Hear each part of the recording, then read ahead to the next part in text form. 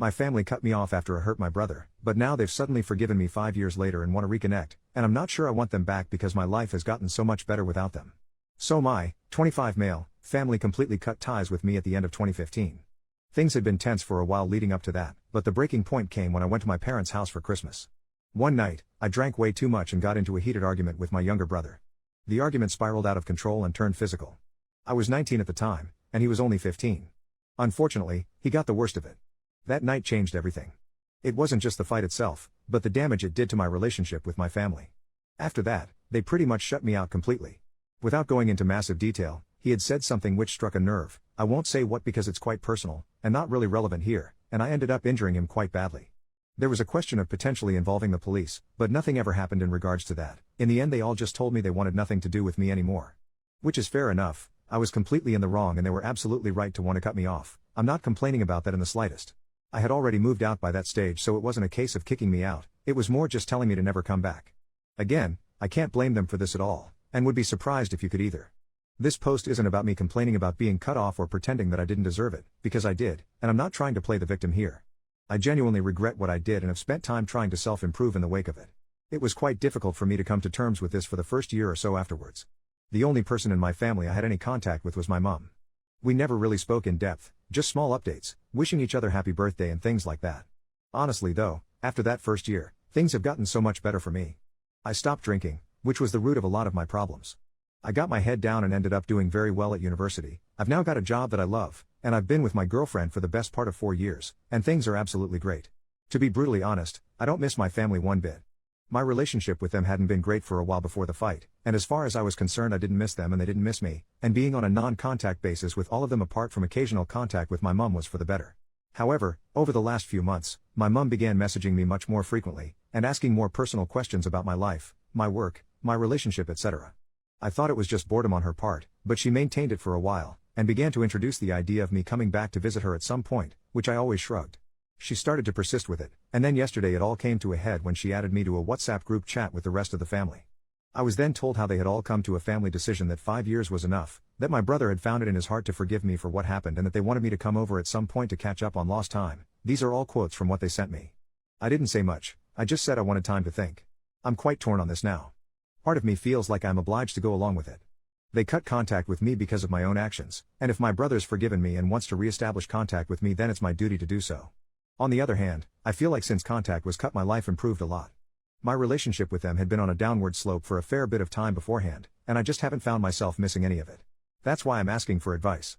Would you say that I'm obliged to go and re-establish contact because it was my fault that contact was cut, or do you think it would be acceptable for me not to do so? Update 4 days later. I wasn't initially planning on doing an update for that post, but the amount of responses I got from it were absolutely unprecedented, so I decided it was right of me to do one. I'll start off by saying that soon after that post was written I phoned my brother. We talked for a few minutes about how things were going, and then I apologized to him for what happened back in 2015. He didn't specifically say he forgave me, but he was amicable and said that he appreciated me doing it. I'm glad I did it. I know 5.5 years is a long time to have gone without doing it, but that was the first vocal conversation I'd had with him since the family cut contact. He told me that the whole incident hadn't left him with any lasting mental or physical damage, and while I have no way of knowing whether that's completely true, I was glad to hear it.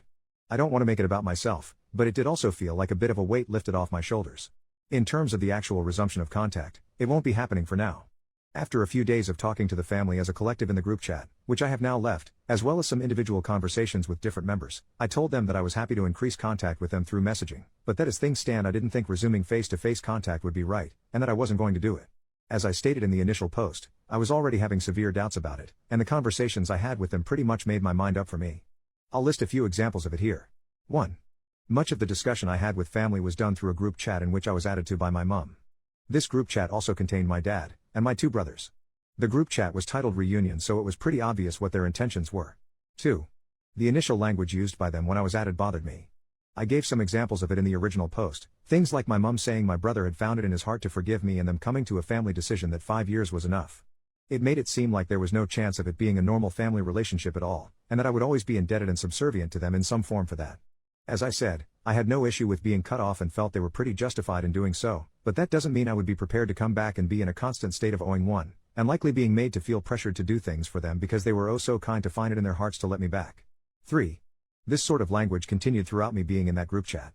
Some more examples were being told that I had lots of work to do if we wanted a normal relationship, noticed that they didn't say we, and also was compared to the prodigal son multiple times by my, very religious, parents, which just made me think they were doing it for their own spiritual reasons rather than actually being interested in having me back as part of the family.